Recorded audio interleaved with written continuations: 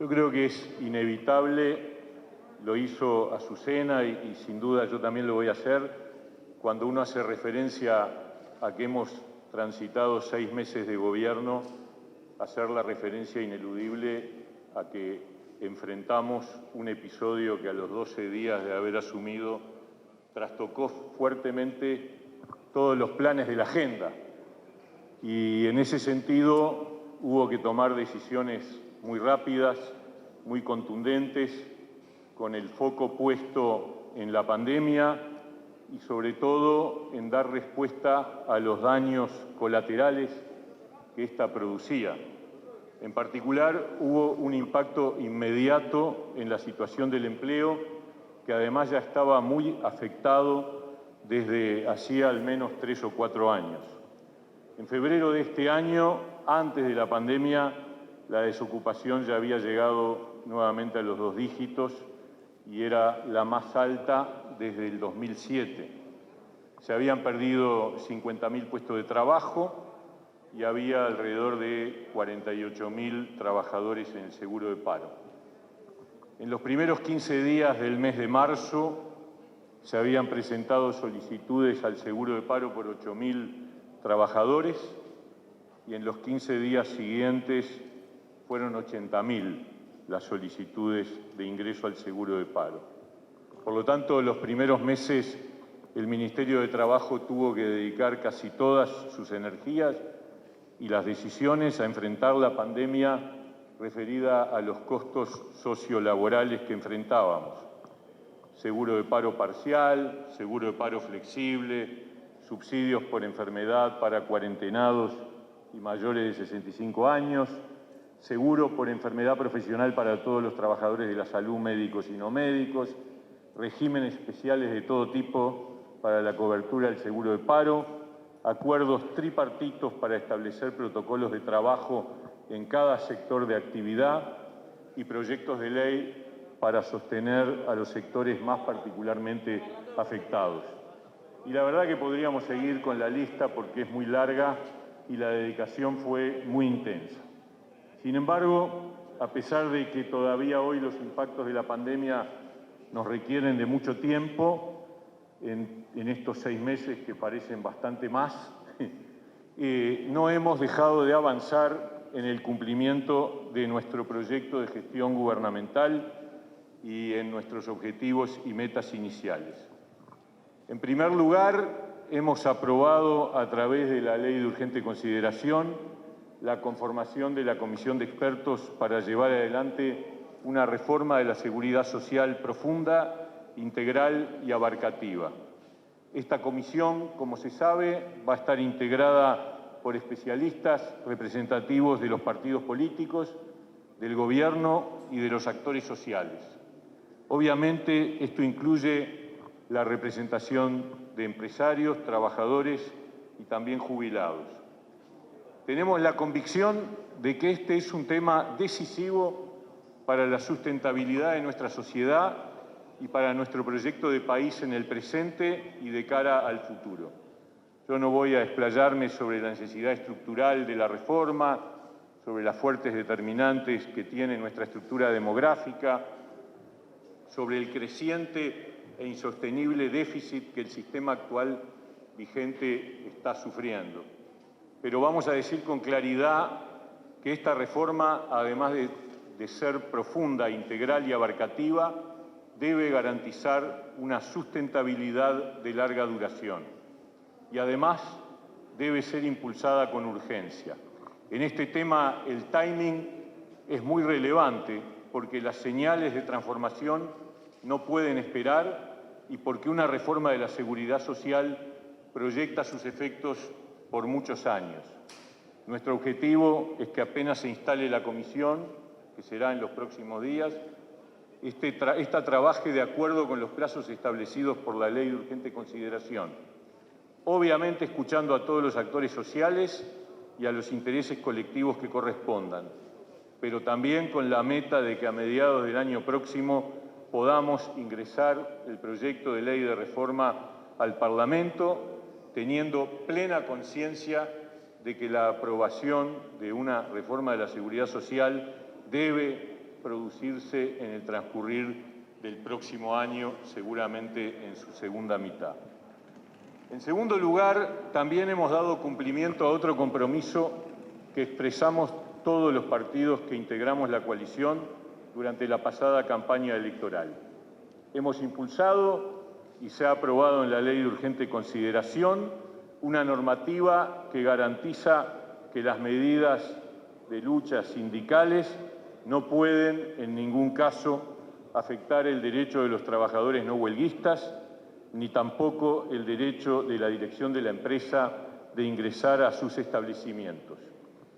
Dicho todo esto, sin afectar el alcance legítimo del derecho de huelga, cuya consagración obviamente está fuera de discusión. En tal sentido, aprobada la ley, en estos próximos días estaremos impulsando un decreto que determine con claridad los procedimientos correspondientes para aquellos casos en que alguna medida de ocupación de los lugares de trabajo impidan el ejercicio de los mencionados derechos, tanto del trabajador no huelguista como de los directores de la empresa a ingresar, para lo cual habrá de derogarse los decretos preexistentes. En tercer lugar, dimos muestras muy claras de que efectivamente este Ministerio de Trabajo y el propio Gobierno entero ejerce su competencia y su actividad en las relaciones laborales con total objetividad y sin flechar la cancha en ningún sentido.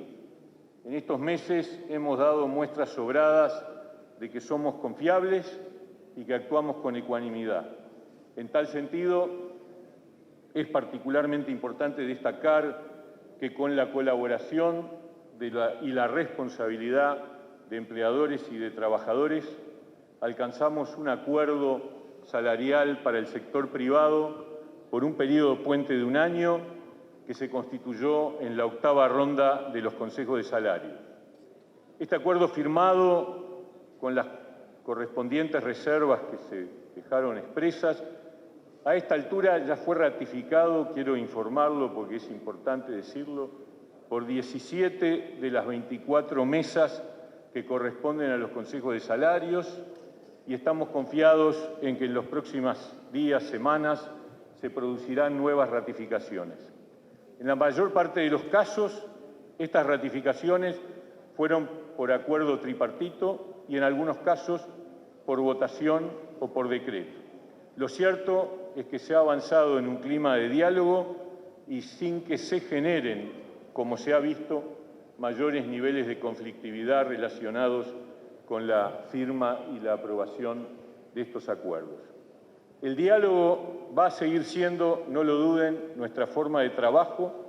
y cuanto más diferencias, más diálogo impulsaremos, sin mengua de las decisiones que hay que tomar cuando corresponde. Así también actuaremos en la próxima ronda de Consejo de Salarios, que tendrá lugar cuando culmine el periodo puente y obviamente en coordinación, como ha sido también en este caso con el Ministerio de Economía y Finanzas. En cuarto lugar, hemos fortalecido y jerarquizado el ámbito del Consejo Superior Tripartito. No solo que ese fue el ámbito en el que se concretó el acuerdo que recién mencionábamos, sino que desde allí se ha dado impulso al diálogo social tripartito por el empleo y la sustentabilidad de las empresas. En tal sentido, anunciamos que en la próxima reunión de este ámbito, el Gobierno presentará un documento con las respuestas a las iniciativas que empleadores y trabajadores nos han hecho llegar, así como nuestras propias propuestas para dar impulso a estos objetivos cruciales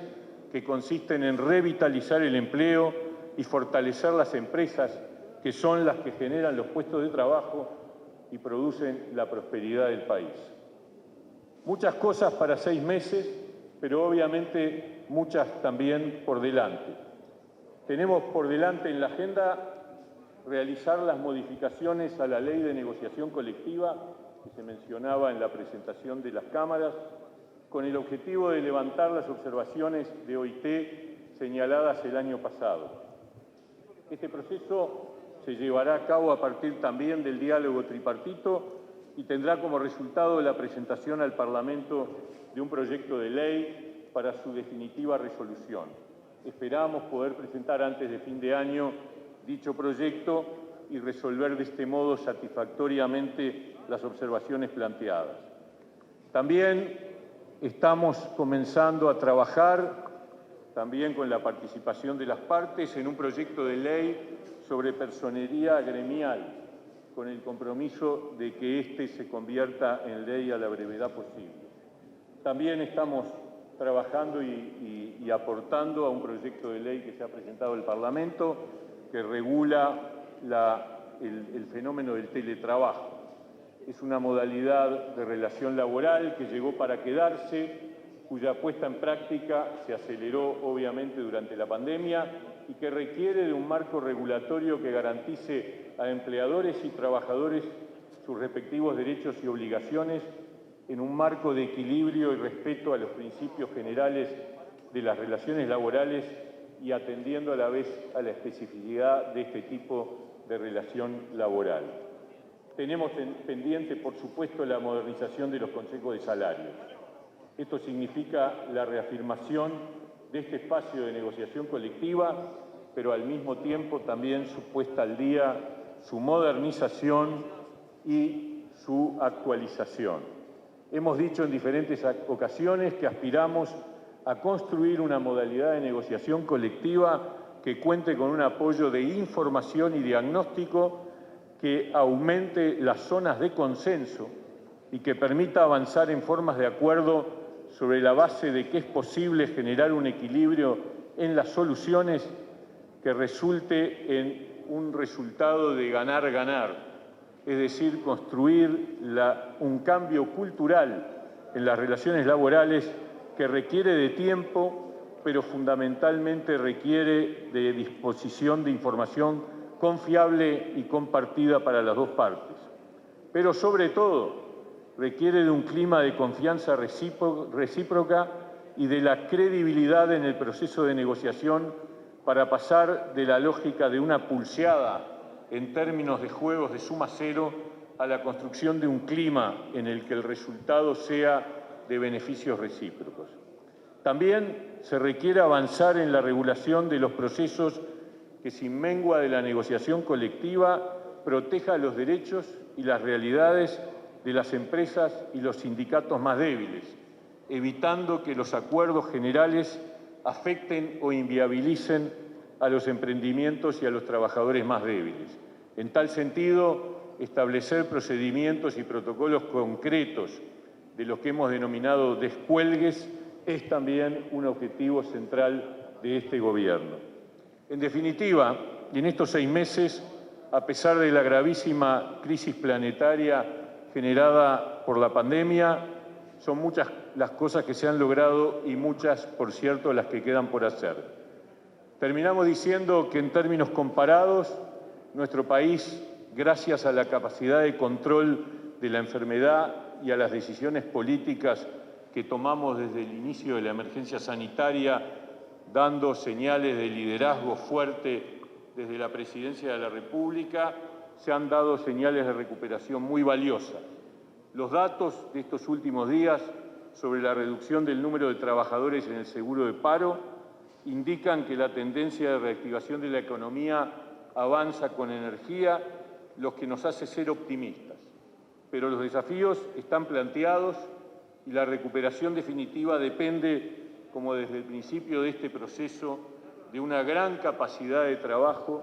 y de una firme voluntad de decisión sustentada en la libertad responsable y el acompañamiento de todos los uruguayos.